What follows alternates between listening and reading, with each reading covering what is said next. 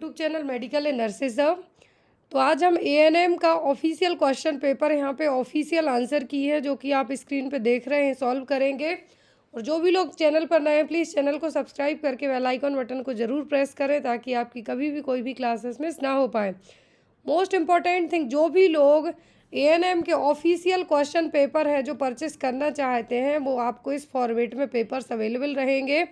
पूरे यहाँ पे आपको 22 सेट ऑफ पेपर्स रहेंगे जिसमें 4 सेट हैं जो अनसॉल्व होंगे जो कि आपके वेस्ट बंगाल के रहेंगे। बाकी सभी पेपर आपको सॉल्व रहेंगे, ऑफिशियल पेपर रहेंगे जिसमें किसी भी तरीके का चेंज नहीं किया गया और आप उनका चाहें तो प्रिंट आउट भी निकलवा के पढ़ सकते हैं। तो सभी पेपर्स का इन 22 सेट का जो आपको चार्जेस लगेगा वो आपको 200 रुपीज़ पे करना होगा, जिसमें आपके 22 सेट रहेंगे, जिसमें राजस्थान के, एमपी के, यूपी के, वेस्ट बंगाल के एंड जो यहाँ पर हिमाचल प्रदेश के और भी कई स्टेट्स के जो पेपर होंगे वो सभी यहाँ पे एक ही फाइल में आपको अटैच रहेंगे। जो भी लोग इन पेपर्स को लेना चाहता है वो डायरेक्ट मेरे व्हाट्सएप नंबर पे कांटेक्ट करके इन पेपर्स को परचेस कर सकता है। तो यहाँ पे आज की क्लास में हम जो हिमाचल प्रदेश का है जो एएनएम का ऑफिशियल पेपर सॉल्व करेंगे। रहा पेपर, ये पूरा पेपर मैंने ऑलरेडी आपको पढ़ाया हुआ है, बट बहुत सारे लोगों की रिक्वेस्ट थी कि रिसेंट में आपको एक क्लास है जो मैंने आपसे जैसे एज एन प्रॉमिस किया था कि सभी पेपर्स आपको डेली एक पेपर और एक क्लास रहेगी। तो यहाँ पर भी आपको डेली एक पेपर रहेगा जो वो एएनएम का हो सकता है, सीएचओ का हो सकता है, स्टाफ नर्स का हो सकता है, लेकिन साथ में एक क्लास भी आपको कंडक्ट करवाई जाती है। तो दोनों चीज़ें आप देखें ताकि आपके अपकमिंग एग्ज़ाम में आपकी बहुत ही अच्छे से हेल्प हो सके। चलिए आज की क्लास को हम स्टार्ट करेंगे यहाँ पर। तो ये जो पूरा पेपर है, ये पूरा पेपर है, सीरीज़ ए है।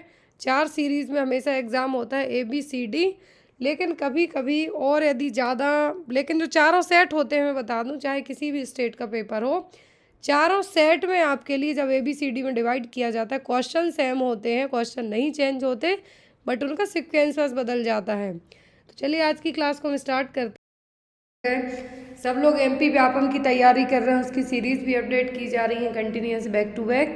लेकिन एएनएम वालों की भी रिक्वेस्ट थी कि जो भी लोग फीमेल हेल्थ वर्कर का एग्ज़ाम दें तो उनको किस तरीके के पेपर्स आते हैं। तो अभी लास्ट 1 मंथ में 2-3 पेपर आपको अपडेट कर दिए गए हैं। ये एक न्यू पेपर है, मैंने सोचा आपके लिए हेल्पफुल रहेगा। फर्स्ट ऑफ ऑल ये पेपर उन लोगों के लिए भी हेल्पफुल है जो एएनएम के अलावा चाहे आप CHO, GMC या MP व्यापम का पेपर दे रहे हैं। मैं उनसे रिक्वेस्ट करूंगी कि आप लोग एक नज़र इस पेपर पर ज़रूर डालें। ऐसा नहीं है कि एएनएम का पेपर जो आपका जो लोग देते हैं उनको CHO के लिए हेल्पफुल नहीं होगा, ज़रूर होगा। आप ये पेपर देख के समझ सकते हैं। तो यहाँ पर एक ऑफिशियल पेपर है जो लाल कलर से रेड कलर से हैं, सभी आंसर्स हैं। तो यहाँ पर आपको पूरा एक्सप्लेन करके बताया जाएगा। टोटल 100 MCQs हैं आपके लिए, तो आप लोग इसको ज़रूर देखें। और जो भी लोग MP व्यापम का पेपर दे रहे हैं या फिर त्रिपुरा CHO का पेपर दे रहे हैं तो आपके लिए सभी मटेरियल अवेलेबल है। आप डायरेक्ट मेरे व्हाट्सएप नंबर पर कांटेक्ट करके उन चीज़ों को ले सकते हैं। प्राइस बहुत ही मिनिमल रखी गई है, हर एक कैंडिडेट उस चीज़ के लिए अफोर्ड है। आपका विच app is used by ANM, तो एएनएम वर्कर है जो कौन सी ऐप है यूज़ करती हैं। ऑप्शन में है यहाँ पर निश्चय, अनमोल, पोषण ट्रैकर ऐप या फिर हॉस्पिटल इंफॉर्मेशन सिस्टम। तो यहाँ पर जो निश्चय किट है ये तो प्रेगनेंसी टेस्ट किट है, गवर्नमेंट हॉस्पिटल में अवेलेबल होती है। अनमोल ऑक्सिलरी नर्स मिडवाइफ ऑनलाइन, एक एंड्रॉयड ऐप है, ministry of health and family welfare ने इसको लाया था। इसमें जो डेटा होता है वो यहाँ पे एएनएम वर्कर्स हैं इसमें ऐड कर सकती हैं, अपडेट कर सकती हैं। तो एएनएम वर्कर के लिए जो ऐप लाई गई थी वो क्या थी, अनमोल ऐप, और इसको लॉन्च किया था ministry of health and family welfare ने। एंड्रॉयड ऐप है, एएनएम वर्कर्स के लिए बहुत ही हेल्पफुल ऐप है। आप टैबलेट में या फिर जो मोबाइल दिए जाते हैं गवर्नमेंट के थ्रू उनमें आप इसको इंस्टॉल कर सकते हैं। नेक्स्ट क्वेश्चन है यहाँ पर आपका, following are the features of community health officer except, सभी कम्युनिटी हेल्थ ऑफिसर CHO का काम है किसी एक को छोड़कर। possesses BSc nursing qualification, works as team leader at health and wellness centre, connected to medical officer at PSC through teleconsultation या फिर प्रिस्क्राइब्स द मेडिकेशन। तो एक CHO BSc नर्सिंग क्वालिफाइड होना चाहिए। आप जब फॉर्म फिलअप करते हैं तो आपको एक कंडीशन रखी जाती क्वालिफिकेशन के लिए, तो आप क्या होना चाहिए, BSc नर्सिंग आपकी कंप्लीट होना चाहिए। आपकी जॉब होती है as a leader in health and wellness centre में, सब सेंटर में। आप कनेक्ट कर सकते हैं किससे, मेडिकल ऑफिसर से, पीएससी में टेली कंसल्टेशन के थ्रू। लेकिन आप एज अ सीएचओ किसी को मेडिसिन प्रिस्क्राइब नहीं कर सकते हैं। क्या है, आप मेडिसिन प्रिस्क्राइब नहीं कर सकते। बाकी ये सभी आपकी फीचर्स रहेंगे कि आप बीएससी नर्सिंग पास आउट होना चाहिए, क्वालिफाइड हो। एज अ टीम लीडर के तौर पर आप सीएचओ में काम करते हैं। यहाँ पर आप मेडिकल ऑफिसर से कंसल्ट कर सकते हैं, लेकिन यहाँ पर आप मेडिकेशन प्रिस्क्राइब नहीं कर सकते। नेक्स्ट वन है यहाँ पर आपका question, how much population as accredited social health activist looks after. तो एक आशा वर्कर कितनी पॉपुलेशन के लिए है जो अपॉइंट की जाती है। तो सबको पता है कितना, 1000 पॉपुलेशन में, कितने में, 1000 पॉपुलेशन और 1000 पॉपुलेशन में। आशा का फुल फॉर्म आता है तो सामने आपके दिया हुआ है, accredited social health activist. Next है यहाँ पर आपका question, which health worker was introduced under national rural health mission as sub centre level to manage the workload of sub centre.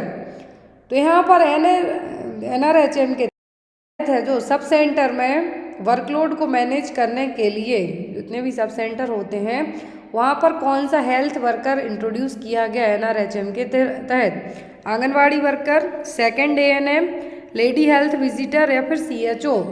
तो यहाँ पर NRHM के तहत वर्कलोड यदि ज़्यादा है तो CHO तो क्या होता है, सब सेंटर का हेड होता है। क्या होगा, सब सेंटर में CHO एज ए लीडर का काम करेगा। एक CHO एक सब सेंटर में होगा। तो ऐसे ही यहाँ पर जो सेकंड ANM है, यहाँ पे वर्कलोड ज़्यादा है तो उसको हैंडल करने के लिए अपॉइंट की जाती है। नेक्स्ट क्वेश्चन है यहाँ पर आपका, a nurse was reported about delivery 2 days ago during her visit to the family. Throw mother has initiated breast feeding to the baby but still she is very anxious about feeding the baby. What advice nurse should be giving to mother regarding feeding of baby. ये देखिए यहाँ पर question है कि एक nurse home visit के लिए या फैमिली विजिट पे दी जाते हैं आप, तो यहाँ पर 2 दिन पहले ही एक डिलीवरी हुई है, 2 दिन पहले ही आपको पता चला है। तो यहाँ पर जो लेडी ब्रेस्ट फीडिंग करवाने वाली है अपने बेबी को, वो क्या डरी हुई है। यदि फर्स्ट टाइम बेबी डिलीवर हुआ है तो वो डरी हुई है कि कैसे ब्रेस्ट फीडिंग कराएं अपने बेबी के लिए। तो एज अ नर्स आप माँ के लिए किस तरीके से एडवाइस करेंगे, किस तरीके से इनिशिएट करेंगे कि आप ब्रेस्ट फीडिंग करवाएं। Mother should give exclusive breast feed to baby for 3 months and thereafter she can initiate complementary feeding to the child. ये बिल्कुल भी नहीं है, क्या है, ये बिल्कुल भी नहीं है कि माँ अपने बच्चे के लिए, भी नहीं है कि माँ अपने बच्चे के लिए जो ब्रेस्ट फीडिंग करवाने वाली है उसको 3 महीने बस करवाना है, देन आफ्टर क्या करना है, उसको कुछ खाना पीना स्टार्ट करना। कॉम्प्लीमेंट्री फीडिंग का मतलब वीनिंग, तो ये बिल्कुल भी नहीं करना है। फिर आता है mother should give exclusive breast feeding to baby for 4 months। ये भी नहीं है कि 4 महीने बेबी को फीड कराना है। आपको as a nurse, as a ANM, as a CHO advice देनी है, mother should give exclusive breast feed to baby, exclusive breast feed to baby for 6 months। 6 महीने तक एटलीस्ट आपको एक्सक्लूसिव ब्रेस्ट फीडिंग का मतलब only breast milk, other than कुछ भी नहीं। आफ्टर 6 months आप अपने बेबी को complementary feeding, that means weaning, Annaprashan जिसको हम कहते हैं, वो आप करवा सकते हैं। 6 महीने के बाद कॉम्प्लीमेंट्री फीडिंग का मतलब थोड़ा थोड़ा सॉलिड आप खाना पीना स्टार्ट कर सकते हैं, लेकिन 6 महीने तक आपको ऐसा कुछ भी नहीं देना है, ओनली ब्रेस्ट मिल्क देना है। लास्ट ऑप्शन में यहाँ पर mother should be encourage to breast feed the baby but if she feels baby is not satisfied with the feed she can give top feed to child. लेकिन माँ ने अभी तक फीड ही नहीं कराया, आप उसको नहीं इनकरेज कर सकते कि यदि आपका बेबी फीड करने में प्रॉपर फील नहीं कर रहा है, आप फील नहीं कर रही हैं, अच्छा डिस्कम्फर्ट है, तो आप स्टॉप करा के बॉटल स्टार्ट कर दें, ऐसा बिल्कुल भी नहीं। हाँ, यदि बच्चे को प्रॉब्लम हो रही है तब आप ये कर सकते हैं, लेकिन आपको यदि प्रॉब्लम हो रही है तो ऐसा कुछ भी आप एडवाइस नहीं करेंगे। नेक्स्ट वन है यहाँ पर, community health nurse visit the house with 1 week old neonate and finds out that there is a home delivery and the neonate is not immunised. Question ध्यान से देखिए, होम डिलीवरी हुई है, 1 week का neonate है, 1 week पहले ही delivery हुई है लेडी की, तो 1 week का न्यूनेट हो गया। होम डिलीवरी हुई मतलब घर पे ही डिलीवरी हो गई है। तो as a CHO as a nurse आप क्या करेंगे कि नेशनल इम्यूनाइजेशन शेड्यूल के तहत कौन सी वैक्सीन अब उस बच्चे को दी जाएंगी। OPV BCG OPV DPT OPV hepatitis B BCG या फिर इंजेक्टेबल पोलियो वैक्सीन BCG और हेपेटाइटिस B।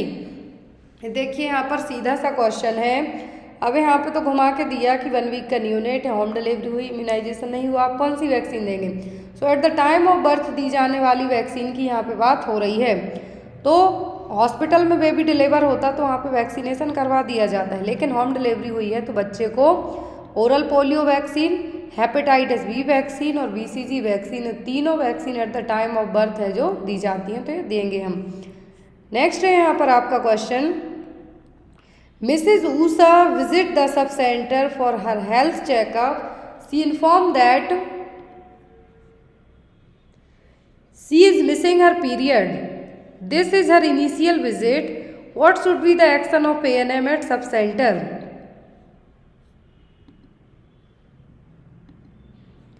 तो यहाँ पर ऊषा नाम की एक लेडी है, हॉस्पिटल में आई हुई है, सब सेंटर में चेकअप के लिए आई हुई हैं। वो इन्फॉर्म करती हैं कि उनके पीरियड्स क्या है, मिस्ड है, मतलब उनके पीरियड्स नहीं आ रहे हैं।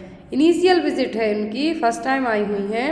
तो एज A&M आप क्या करेंगे, ask her to get pregnancy tested, if positive come to antenatal clinic for registering the pregnancy, get pregnancy test done, if pregnant register her pregnancy and ask her come for tetanus toxoid injection after completing 3 months of pregnancy. तो ये भी नहीं करना है आपको। Get her pregnancy test done, if pregnant and ask her to come antenatal clinic, get her pregnancy register, या फिर gate her pregnancy test done, if pregnant register her pregnancy, perform complete antenatal examination, give her first dose of T.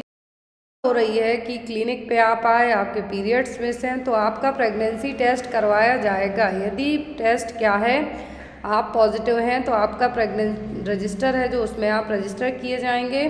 फिर आपका जो भी antenatal checkups होंगे, examination होगा, वो किया जाएगा और उसी फर्स्ट विजिट में ही आपको TT का वैक्सीन है जो लगा दिया जाएगा। फिर 1 महीने के बाद दोबारा आपको TT का वैक्सीन दिया जाएगा।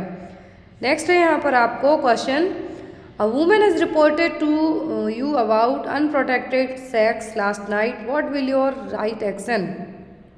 यहाँ पर देखिए अनप्रोटेक्टेड सेक्स कर लिया, कोई भी कॉन्ट्रासेप्टिव यूज़ नहीं की, तो as a nurse as a CHO आप क्या करेंगे, tell her nothing will happen just relax. ऐसा आपको बिल्कुल भी नहीं करना है, क्योंकि ना लेडी को पता है ना आपको पता है कि उसके सेफ डेज थे कि अनसेफ डेज थे। फिर यहाँ पर है give her 1 dose of IPL and tell her to take within 72 hours of unprotected sex. Give her 1 dose of IPL and tell her to take within 24 hours of unprotected sex. Ask her to wait for next menstruation, then only you can decide what should be done. तो यहाँ पर यदि आपके पास कोई lady आती है unprotected sex, उसने last night किया है, तो आप यहाँ पर उसको एक IPL देंगे और कहेंगे कि इसको विदिन 72 घंटे के ही लेना है। कितना, विदिन 72 घंटे के ही लेना है, ये भी नहीं कि 24 घंटे के अंदर ले लो। यहाँ पर आप उसको एडवाइस करेंगे कि IPL विदिन 72 घंटे के लेना है आपको, तो यहाँ पर आप उसको क्या देंगे, IPL। नेक्स्ट वन,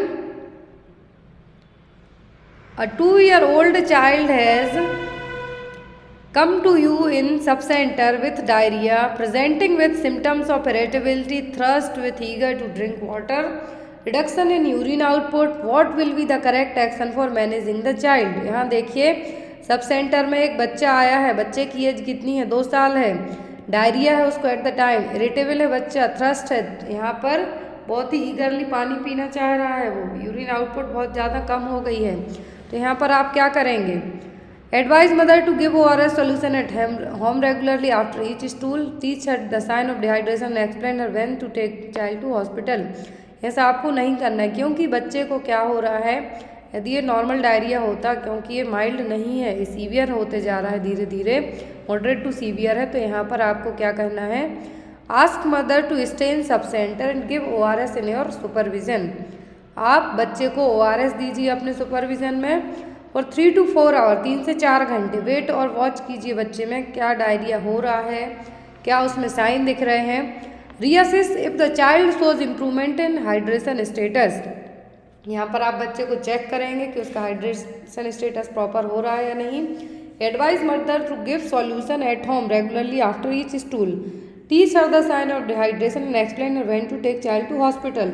यहाँ पर फर्स्ट में भी यही कहा, सेकंड में लेकिन क्या कहा है कि आप अपनी निगरानी में उसको ORS दिलवाएं, 3 से 4 घंटे वहीं सब सेंटर में रुकने के लिए कहें कि बच्चे में कुछ इम्प्रूवमेंट हो रहा है या नहीं। यदि इम्प्रूवमेंट नहीं हो रहा है तो आप खुद वहाँ से उसको PSC CSC रेफरल कर सकते हैं, लेकिन तुरंत आप उसको घर भेजने के लिए ना कहें।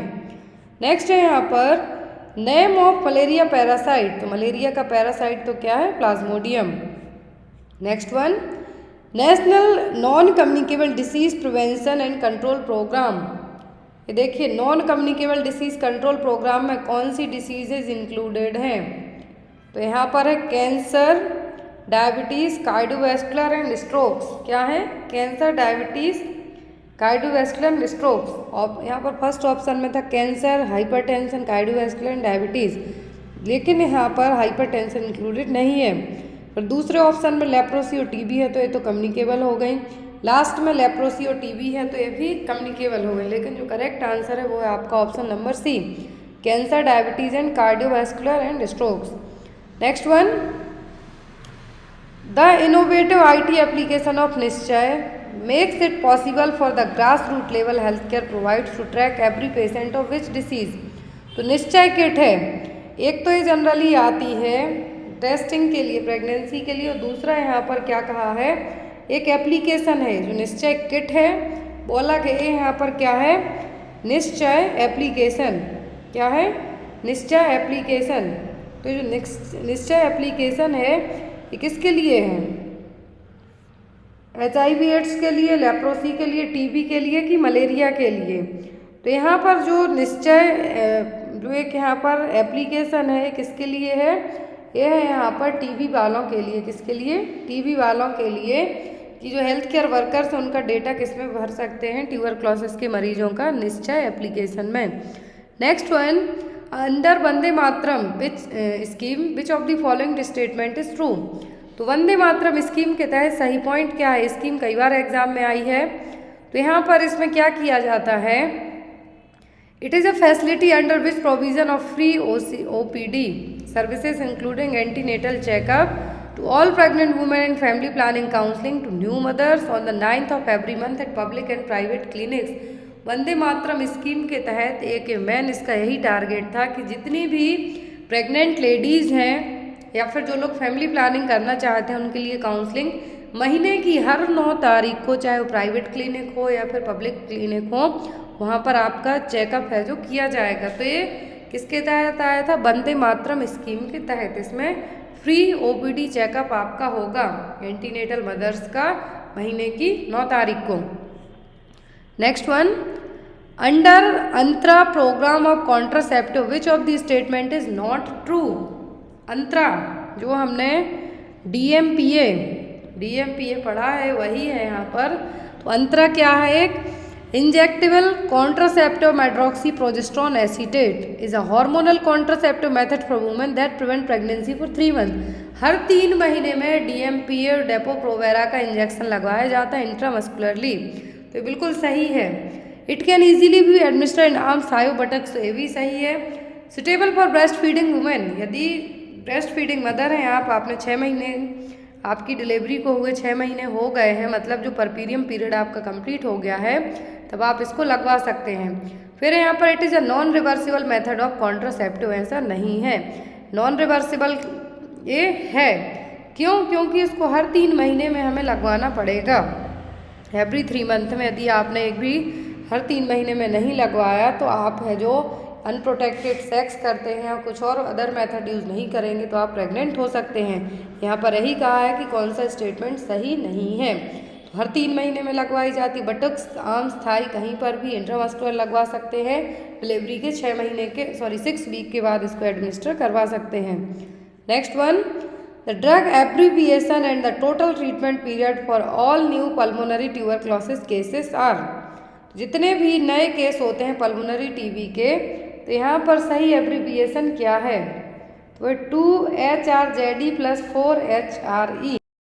न्यू केस की बात हो रही है, न्यू TB के पेशेंट की बात हो रही है। तो यहाँ पर डॉट्स की कैटेगरी में जब मेडिसिन रखी जाती हैं तो यहाँ पर जो 2HRZE क्या है? 2HRZE है और यहाँ पर 4HRE।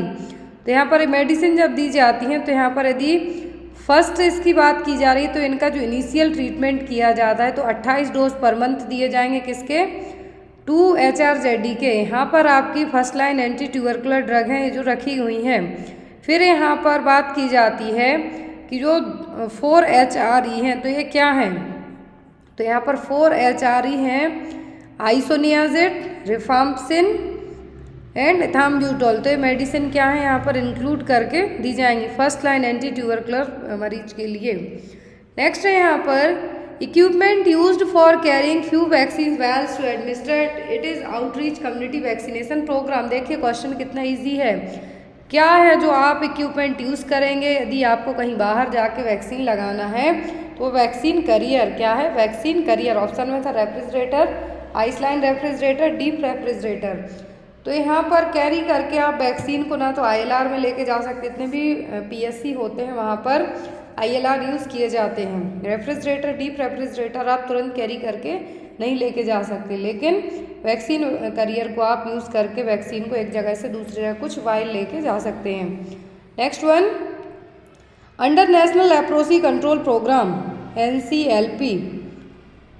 NLCP on confirming and diagnosis of leprosy case from her village, ASHA will get how much money? National leprosy control programme के तहत यदि कोई आशा वर्कर कुछ केस को डायग्नोस करती है, कंफर्म करती है तो उसको कितना पे आउट किया जाएगा, तो उसको पे किया जाएगा 250 रुपीज़, कितना 250 रुपये। Next one, as per national nutritional anaemia prophylaxis programme A pregnant woman should get the following number of tablet containing 60 mg ferrous sulfate and 500 mg folic acid।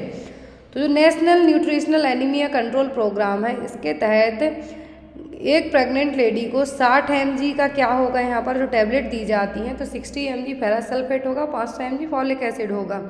Total कितनी टैबलेट दी जाती हैं, तो टोटल टैबलेट की बात हो रही है तो टोटल 100 टैबलेट दी जाती हैं। कितनी, 100 टैबलेट हैं जो दी जाएंगी। नेक्स्ट है यहाँ पर while assessing vaccine well monitor polio vaccine well which of the following statement regarding the colour of square inside the circle is not true. अब यहाँ पर वैक्सीन वेल मॉनिटर VVM हमने कई बार पढ़ा है। यहाँ पर कहा है कि सर्किल को लेके सही क्या नहीं, हमने 4 सर्किल पढ़े हैं वही हैं VVM के। If the colour of square is lighter than the colour of circle around is it that means vaccine is lost its potency, it should not be given. तो यहाँ पर क्या है, क्वेश्चन क्या है, विच of the following statement regarding the colour of square inside the circle is not true, सही क्या नहीं है।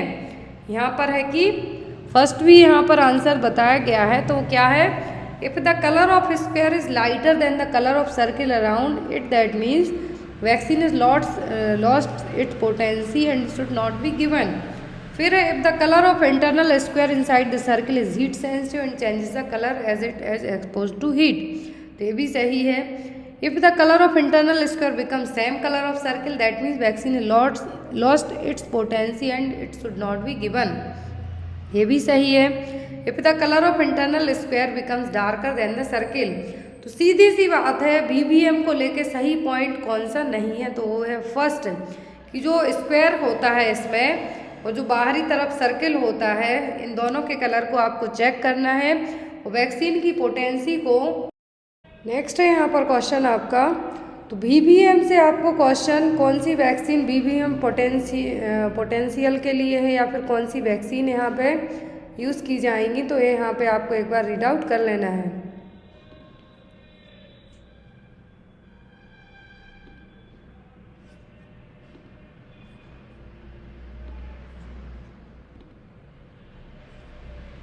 नेक्स्ट है यहाँ पर आपका क्वेश्चन, अंडर आयुष्मान भारत राष्ट्रीय Swasthya Bima Yojana how much is the coverage per family per year for secondary tertiary care hospitalization. तो यहाँ पर एक क्वेश्चन, आयुष्मान भारत राष्ट्रीय स्वास्थ्य बीमा योजना RSBY एग्ज़ाम में आपको आती है, तो यहाँ पर आपको इसकी डेट याद रखना और कितना अमाउंट है जो, तो वो 5 लाख, कितना फैमिली के पर मेंबर के लिए पर फैमिली पर ईयर है जो हॉस्पिटलाइजेशन के लिए, ऐसा नहीं कि आपके ओनली मेडिसिन के लिए। तो 2008 में लॉन्च की गई योजना है और इसका जो अमाउंट है एग्ज़ाम में आपको यदि आता है तो कितना है, वो है 5 लाख, कितना 5 lakh. Next one, population covered by health and wellness centre in plain area. तो हेल्थ एंड वेलनेस सेंटर यदि प्लेन एरिया की बात की जा रही है तो नाउअडेज सब सेंटर को हेल्थ एंड वेलनेस सेंटर कहा जाता है। और एक health and wellness centre sub centre plain area में कहें तो कितने के लिए रहेगा? 5000 पॉपुलेशन। यदि प्लेन की जगह यहाँ पर हिली एंड ट्रैवल एरिया कहें तब होता 3000, लेकिन यहाँ पर क्या है, प्लेन एरिया की बात हो रही है। और यहाँ पर CHC PSC सबका आएगा। तो यहाँ पर आपको direct health and wellness centre क्यों कहा, सब सेंटर क्यों नहीं कहा? नाउअडेज जितने भी health and wellness centre sub centre थे पहले, उनका दूसरा नाम रख दिया गया था health and wellness centre. Ayushman Bharat योजना जिसके तहत जो CHO की पोस्टिंग की जाती है उसी के तहत यहाँ पर सब सेंटर क्या कहलाते हैं? Health and wellness centre. Plain area में कितने हैं? 5000 पॉपुलेशन के लिए एक सब सेंटर और हेल्थ एंड वेलनेस सेंटर रहेगा। ट्राइबल एरिया पहाड़ी इलाका कहें तो 3000 में। Next one, in reference to national rural health mission which of the following is not the job responsibility of ASHA. तो NRHM के तहत आशा वर्कर की क्या रिस्पॉन्सिबिलिटी नहीं है? ऑप्शन में है getting an antenatal woman registered eight health and wellness centre, तो ये है आशा वर्कर का ही काम है। Confirming pregnancy by using pregnancy के का है। फिर यहाँ पर कंडक्टिंग अ नॉर्मल डिलीवरी या फिर providing information about immunisation and nutrition.